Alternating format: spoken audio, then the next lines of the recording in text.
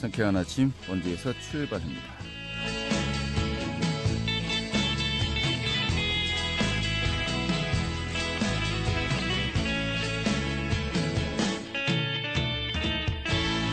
안녕하십니까. 7월 6일 화요일 아침 인사드리겠습니다. 상쾌한 아침 원주에서 출발합니다. 진행의 한국입니다. 저는 원주 지역에 비 소식은 없겠습니다. 현재 흐린 가운데 낮 동안은 햇볕이 내릴 지역이고요. 어제보다 기온이 더 올라가겠네요. 현재 원주 지역의 기온은 22도입니다만 한낮엔 30도까지 오르면서 평년보다 2도가량 높겠습니다. 자, 이 평창 대관령음악제가 이달 28일부터 개최가 되죠. 올해 일정과 준비 상황 점검하도록 하겠고요. 자, 코로나19 현황과 거리두기 단계 조정에 대한 발표가 있었던 원주시 7월 정례 브리핑 현장 다녀왔습니다. 또 블랙 이글스 피해 대책 마련을 위한 횡성 지역의 민관군 실무협의회 소식도 함께 알아보도록 하죠. 7월 6일 화요일 상쾌한 아침 원주에서 출발하겠습니다.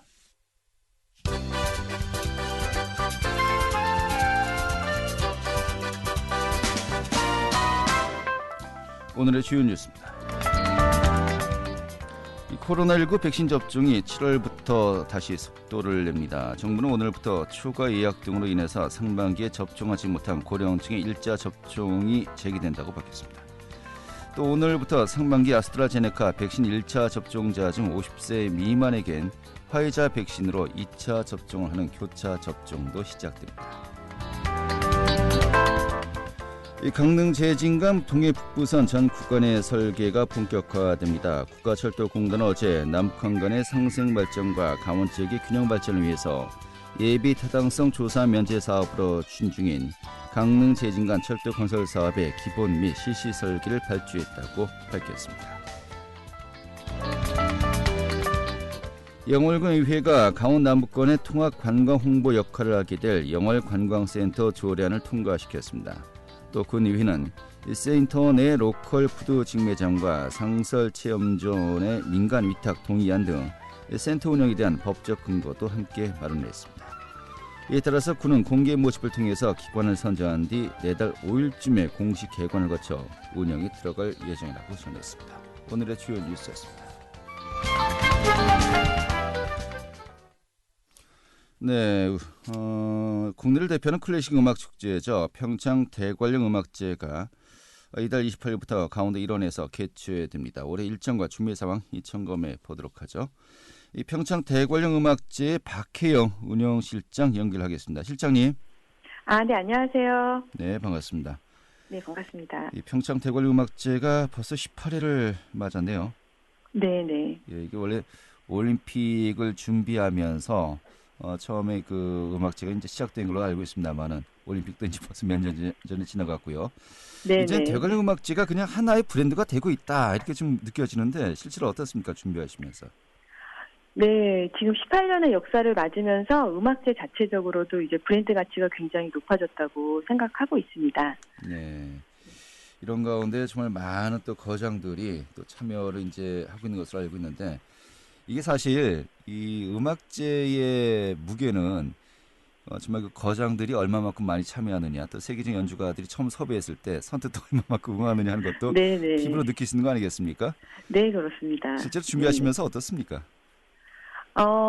사실 뭐 음악제가 이제는 뭐 세계적인 축제로 발돋움하고 있고 또 굉장히 많이 알려져서 세계적인 거장들도 많이 오셨었는데요. 네. 저희가 이제 작년 올해 코로나 상황으로 이제 해외 아티스트들은 사실 많이 초청을 못했어요. 그렇죠. 하지만 이제 국내 연주자들이 이미 세계적으로 활동을 굉장히 많이 하고 있기 때문에 이제 안정적으로 운영을 하기 위해서 작년과 올해는 이제 국내 아티스트들, 세계적으로 활동하는 아티스트들을 위주로 준비를 했습니다. 네, 알겠습니다.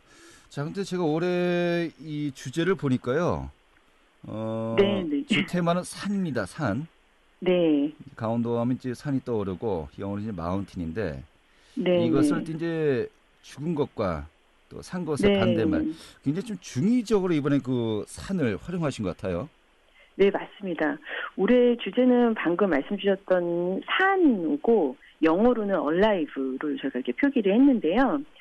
예수 감독님의 의도를 조금 소개해드리자면 오늘날 우리가 살아있음은 무엇인가에 대한 이런 철학적인 고찰이 이번 음악제의 키가 되면 좋겠다는 것과 방금 말씀 주셨던 이제 그 마운틴 산에 대한 의미도 있는데, 저희가 코로나19로 이제 아까 말씀드렸던 대로 지난해 이어 올해도 한국인 아티스트를 중심으로 음악제를 꾸리면서 가장 한국적인 풍공을 떠올렸을 때 이제 산이라는 생각을 하셨었고, 또 산하면 떠오르는 지역이 강원도라는 점이 있다는 게 이제 말씀드릴 수 있겠습니다. 네. 또 아무래도 이제 해외를 자주 이제 입출국을 해야 되지 않겠습니까? 네네. 그런 가운데 가는 곳에서도 또 다시 또 입국을 하더라도 자가격리를 뭐 상당히 또 오래 해야 되고요. 이 기간 동안에 남들과 접촉하지 못하면서 좀 느끼는 또 감정들도 많았던 것 같기도 하고 지금 에피소드 이야기했습니다만 이런 것들이 이번 음악회를 준비하면서 많이 또 녹아 내리고 있는 것 같기도 하고 어떻습니까? 네, 지난해에도 저희가 이제 많은 연주자들이 자가격리를 하셨었고, 또 작년에는 거의 세계적으로 뭐 우리나라도 마찬가지지만 거의 모든 공연들이 많이 취소가 됐었거든요.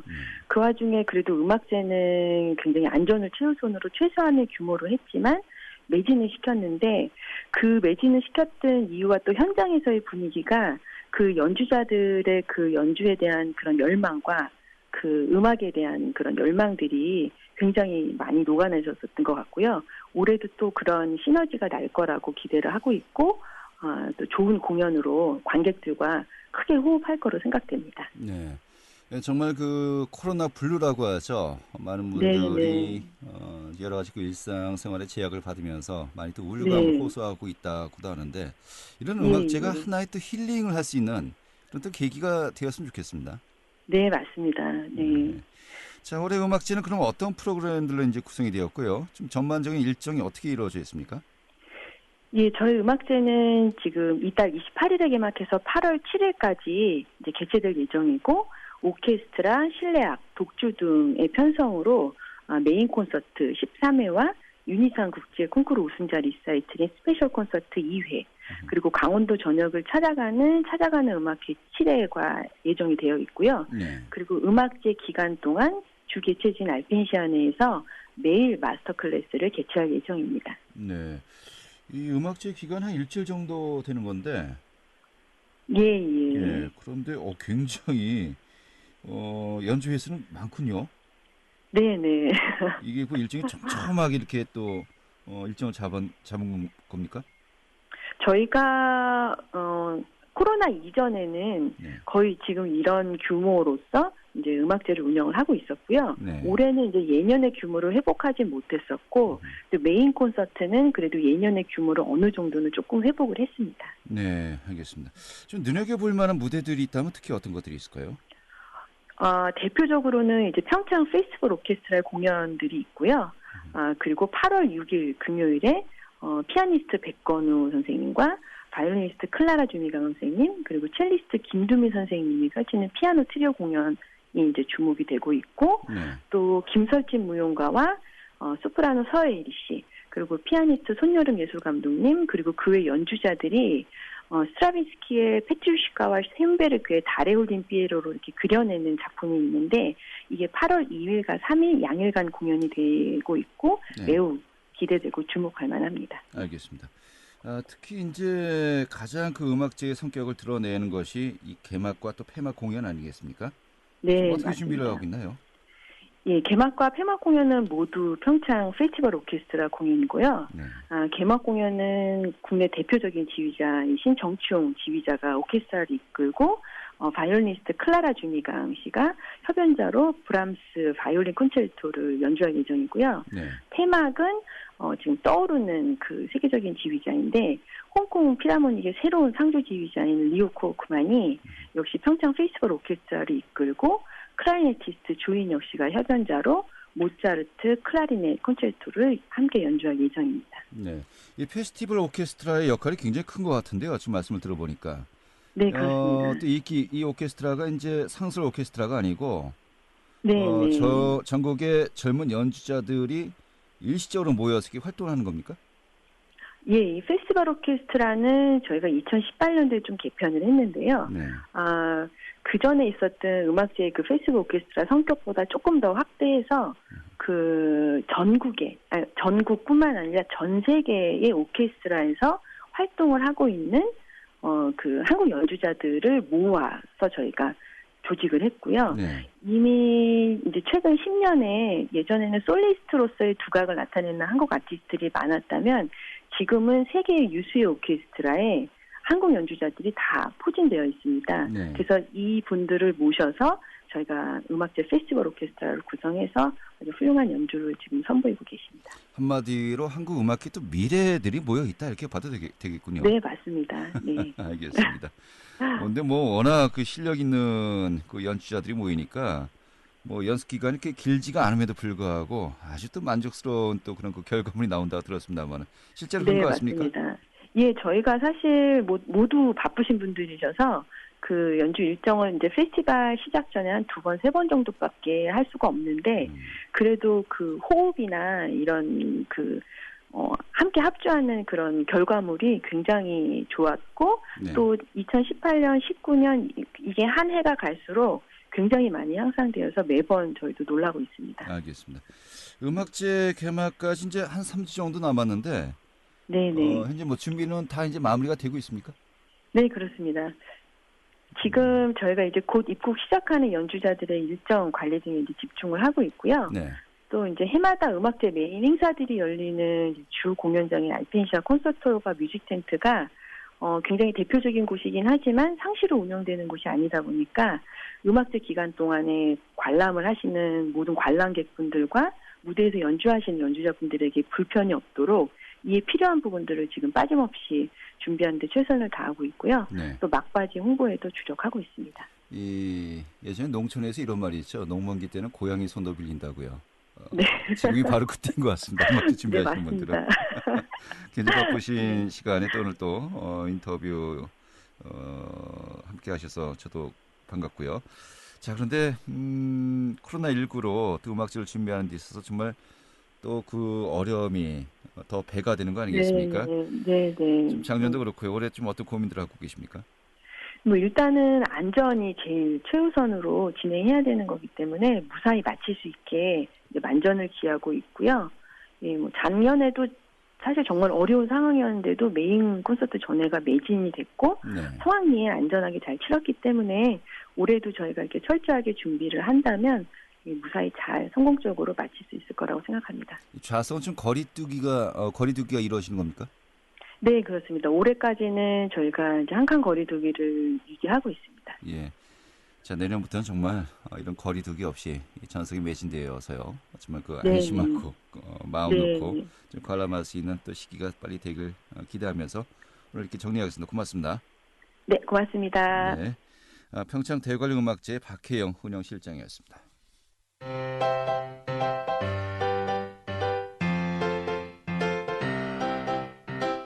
KBS 원주방송국이 유튜브 다시 듣기 서비스를 실시합니다. 매일 아침 강원 영서남부권의 뉴스와 정보를 전해드리는 상쾌한 아침 원주에서 출발합니다는 KBS 원주라디오 유튜브 채널을 통해 다시 들을 수 있습니다.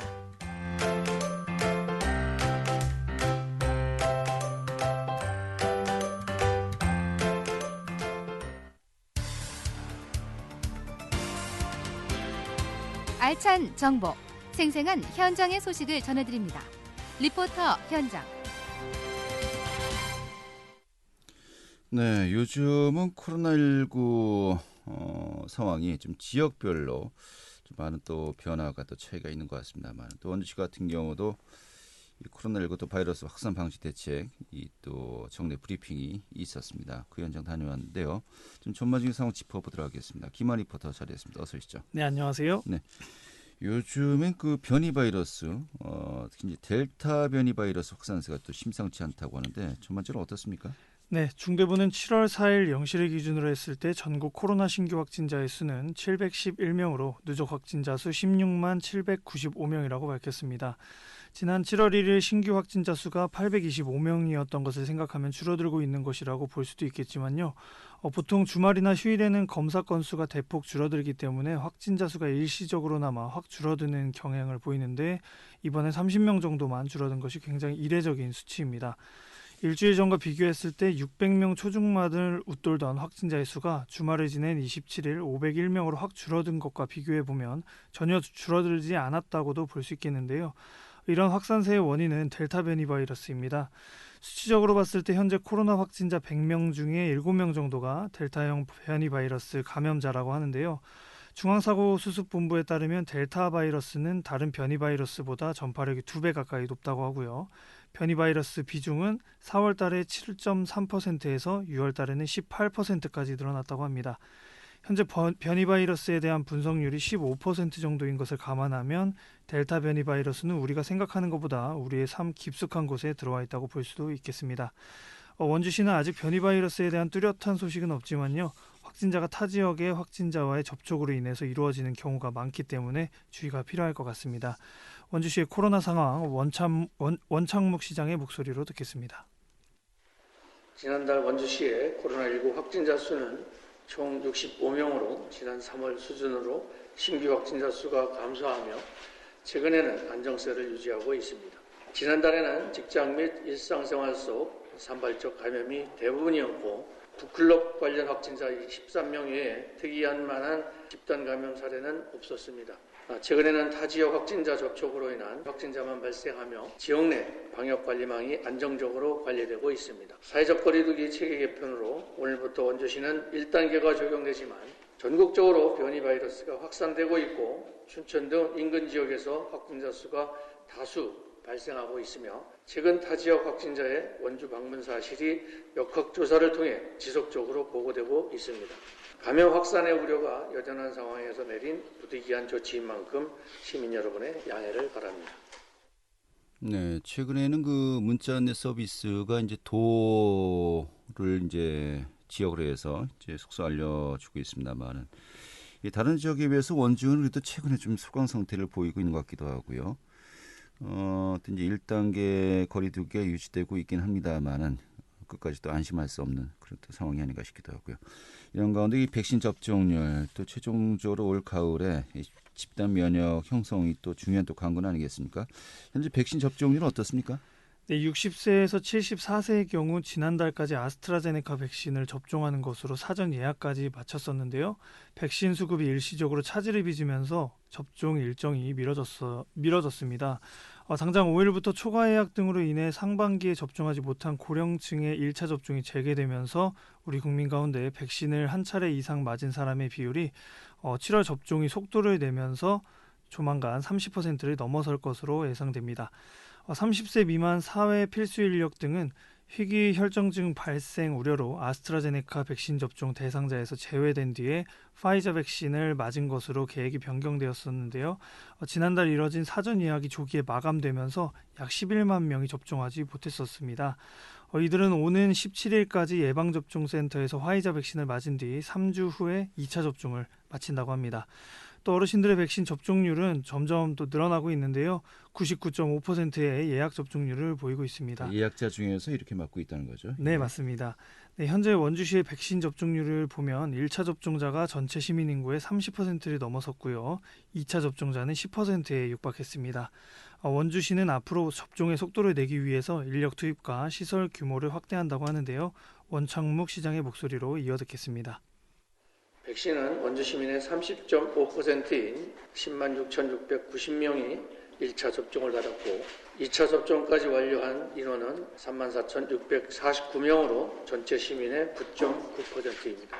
7월부터는 예방접종센터 인력과 시설 규모를 확대하여 하반기 백신 접종에 속도를 내고 위탁 의료기관 수도 현재 87개소에서 94개소로 늘리는 등 수시로 추가하여 3분기 중에는 전체 시민의 70%가 백신 1차 접종을 완료할 수 있도록 최선의 노력을 다하겠습니다. 충분한 백신 접종으로 집단 면역이 형성되기 전까지는 언제든 상황이 악화될 수 있는 만큼 시민 여러분께서도 기본적인 방역 수칙을 철저히 지켜주시고 소중한 일상을 회복할 수 있도록 위대한 시민의 힘을 다시 한번 모여주시기를 바랍니다. 네, 최근에는 이 서울을 중심으로 한 이 수도권에서 이 확진자 증가세가 좀 상당합니다만은 이 문제는 이제 그 델타 바이러스를 비롯해서 이제 변이 바이러스 발생률이 높아지고 있는 거 아니겠습니까? 현재 백신으로도 충분히 그 예방과 또 여러 가지 억제가 가능하다고 합니다만은 문제는 이 전염 속도가 기존의 바이러스보다 더 빠르다는 거예요. 그만큼 우리의 또 경각심이 더 필요할 것 같습니다만은 자, 이런 부분도 끝까지 좀 주의를 기울여야 될 것 같습니다. 네, 맞습니다. 현재 수도권은 이미 사회적 거리두기 3단계 기준인 500명을 넘은 지 오래인데요. 이런 상황에서 델타 바이러스의 전파가 점차적으로 늘고 있고 최근에 인도에서는 델타 변이 바이러스보다 더욱 강한 델타 플러스 변이를 발견했다는 발표가 있으면서 긴장감이 고조되고 있습니다. 유럽 질병예방센터에 따르면 델타 변이 바이러스가 유럽 내 신규 감염의 90%를 차지할 것이라고 말했고요. 특히 이번 여름 동안 백신 접종 대상이 아닌 젊은 층을 중심으로 퍼져나갈 것이라고 전망했습니다. 이런 변이 바이러스에 대해서 백신의 효과에 대한 부정적인 인식이 생길 수 있지만요. 영국 공중보건국에 따르면 델타 변이 바이러스에 대해서 화이자는 88%, 아스트라제네카는 60%의 감염 예방 효과가 있다고 하니까요. 꼭 백신을 맞아야겠고요. 국가적인 차원에서도 백신 접종의 속도를 높여야 할 것 같습니다. 네, 알겠습니다. 이렇게 정리하죠. 잘 들었습니다. 네, 감사합니다. 네, 김한 리포터였습니다.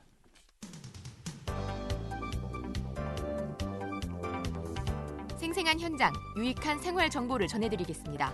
KBS 원주 라디오 상쾌한 아침 원주에서 출발합니다를 함께하고 있습니다. 네, 공군 제8전투비행단 전투기죠. 블랙 이글스로 인한 소음과 또 대기 오염 대책 마련을 위한 횡성 지역의 민관군 실무협의회가 최근에 재개가 되었습니다. 좀 상호 입장과 의견이 협의가 되었는지 그 상황 좀 살펴보도록 하겠습니다. 횡성 군용기 소음 피해 대책위원회 박재경 집행위원장 연결하겠습니다. 위원장님. 네, 안녕하십니까. 박재경입니다. 네, 반갑습니다. 네, 반갑습니다. 자, 횡성 지역의 민간군 실무협의회, 이 원주 제8 전투비행단, 특히 그 중에서도 블랙 이글스의 소음과 대기 오염 대책을 위한 그 협의회 아니겠습니까? 네네. 이 협의회가 언제부터 이 상설화된 거였죠? 지난 그 5월 달에, 네. 5월 20날 이제 공군본부에서 찾아오는 주민설명회라고 해서 네. 저희 지속적으로 요구를 했던 소음 대책, 그 다음에 블랙 이글스가 이제 고개 비행을 하면서 만들어내는 그 경유 스모크에 대한 그 유해성 여부의 조사, 네. 이 부분에 대한 거를 이제 구체적으로 실천에 옮긴 거라고 봐야 됩니다. 네. 예. 그런데 네. 지난달 말에 이 협의가 열렸습니다만은 좀 그 상당한 기간, 좀 몇 달 동안 공백이 있었어요. 왜 그런 거였습니까? 제가 볼 때는 이해할 수 없는 부분이다. 물론 뭐 공군 내부적으로 그간에 뭐 여러 가지 사정들이 있었죠. 참모총장이 바뀌고 뭐 이런 사정이 있었는데요. 네. 5월 20날 당시에 그 주민들한테 약속한 바에 의하면 5월 말까지 대기환경 영향조사에 대한 틀을 마련해서 실시를 하겠다라고 얘기를 했거든요. 근데 네. 들으면서도 사실은 저게 가능할까라는 생각을 했었는데 일단 뭐 약속을 하고 봤는데요. 역시 한 달여 이상 진행되지 않았었습니다. 네. 네. 이런 가운데 협의회도 지난달 말에 이제 열린 거였고요. 예, 그렇게 됐죠. 예. 자, 뭐 협의회에서 좀 이게 이야기할 게 많았을 것 같은데 뭐 어떤 협의들, 어떤 논의들이 오갔습니까? 이번에는 당초에 공군 측에서요. 뭐 사실 민간군 실무협의회에서 논의될 것이 비단 블랙 이글스 그 대기 오염에 관련된 문제만은 아니거든요. 전반적인 소음부터 시작을 해서 얘기할 게 많았는데 이번엔 같은 경우는 이제 공 측에서 블랙 이글스 스모크의 그 대기 환경 조사 이 부분으로 한정을 시키자라고 해서 의제를 단일화시켜서 진행을 했습니다. 네, 뭐 소음 문제는 좀 다음에 논의하고 일단은 스모크로 인한 이 환경 오염 문제만 일단 집중적으로 이야기하자. 네네. 뭐 사실은 먼저 그거를 실시하겠다고 했었는데 못해서 이제 뭐 좀 급한 부분도 없지 않아 있었던 것 같습니다. 알겠습니다. 예. 자, 그렇다면은 이 스모크 사용이 이제 화두가 이제 되면서 좀 많은 분들이 이제 우려를 하고 있습니다만은 이 환경 조사를 이제 해야 되는 거 아니겠습니까? 그렇습니다. 환경 조사를 실시해서 유해성이 입증되면은 스모크 사용을 또 전면 중단하겠다라고 이제 또 밝힌 것으로 알려져 있는데. 네. 그런데 그 환경 조사 또 범위를 어떻게 할 것인가 이게 또 사실 그렇다면 중요한 또 기본 그 협의 내용 아니겠습니까? 맞습니다. 이게 의견 차가 있었다면서요? 기본적으로 저희들은 그 경유를 불안전 장소시켜서 나오는 게 이제 스모크거든요. 네. 이거는 뭐 여러 가지 지금 이 것만 보지 않더라도 이미 검증된 부분이 있기 때문에 이거는 유해하다.